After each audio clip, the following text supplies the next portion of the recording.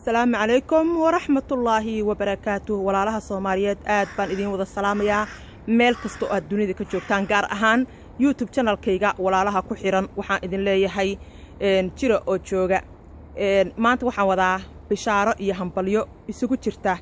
إن لهلي دونو دمر صوماليات أو أيغانا دولا نقون دونا يعني أول يوتيوبوري بس أيي كجرتي دولوينكا خاصكا مركز ku hadlaya ama raacayo dumar kale oo ay isku luqad yihiin maanta waa la balaariyay arintii waxa laga hirgelin doonaa magaalooyinka ay kamid yihiin Södertälje oo markaas ku xiran Stockholm yani Södertälje iyo Stockholm ayaa waxa laga hirgelin doonaa barnaamijkeenan oo kale oo ah dawladda waxa kale oo laga hirgelin doonaa Göteborg banaankeeda magaalo ku taalo oo la yiraahdo Varberg iyo Malmö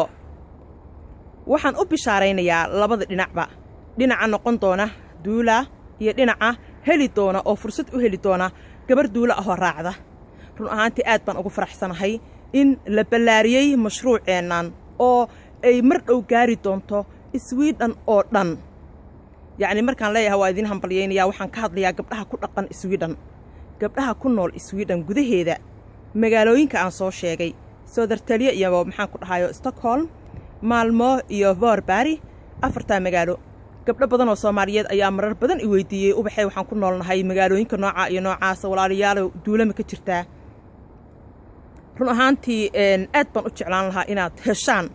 fursadaas aad baan u jeclaan lahaa balse insha Allah taala mustaqbalka way ka hirgeli doontaa magaalo kasta oo Sweden ka mid ah laakiin intay qaadan doonto ma aqaani laakiin afartan magaalo oo aan soo sheegay ayaa hadda fursad u helay in ay qaataan gabdho ajaanib ah oo marka ay Soomaali koow ka tahay inay u tababaraan duula inay duula noqdaan inay u tababaraan inay cilmi siiyaan inay micnihii hagaan inay wadada toosan tusaan in ay mar walba ay kala munaqashoodaan oo kala hadlaan wixii markaas lagu micnihii la wanaajin lahaa oo lagu socon lahaa ama qaabkii dadka walaalahood kale loo caawin lahaa waxaan kale u bishaareynayaa gabdhaha ayagana markaas helaya duula inay raacdo waa fursad aad qaali oo ah labada dhinacba aad baan ugu faraxsanahay gabadha baranaysa iyo gabadha heli doontaba maxaa yeelay kaliya kuma xirna luqad in laga caawiyo waxay ku xiran tahay waxyaabo badan oo kale luqadda waa waxa ugu yar oo markaas laga caawin karo wax ka sii badan ayaa laga caawin doonaa run ahaantii dareenkayga lama soo koobi karo aadaan u faraxsanahay dhowr beri ka hor markii aan Stockholm tagay ayay isoo gaartay akhbaartaas aad baan ugu farxay runtii waxaan leeyahay marka gabadha rabta inay duula noqoto hadalbato meesha laga xiriiri doonana aniga ayaa idin soo sheegi doona hoos iigu soo qora hadaa degan tahay maxaa la yiraahdaa Varberg oo ah Göteborg banaankeeda hadaa degan tahay Malmö hadaa degan tahay Stockholm oo markaas Södertälje laga qaban doono marka labadaas magaalo oo isla socota ayaa baran doonaan magaalooyinkaas hadaad ku dhaqan tahay ama aan meelaha aan sheegay aad ka dhowdahay oo aad gaari kartid waxaan idin leeyahay waa fursad wanaagsan oo idin soo martay hadda aniga waxaan noqday duula 2008kii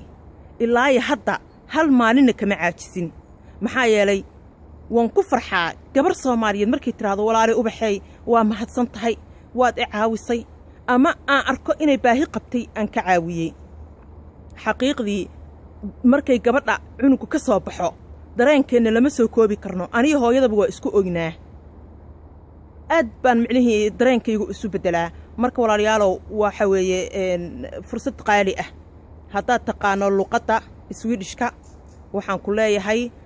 ha ka labaynin baro haddaad fursad u heli kartid oo aad danaynaysid oo aad xiisaynaysid haddaadan xiisaynayninna dhib ma leh gabadha dalbanaysa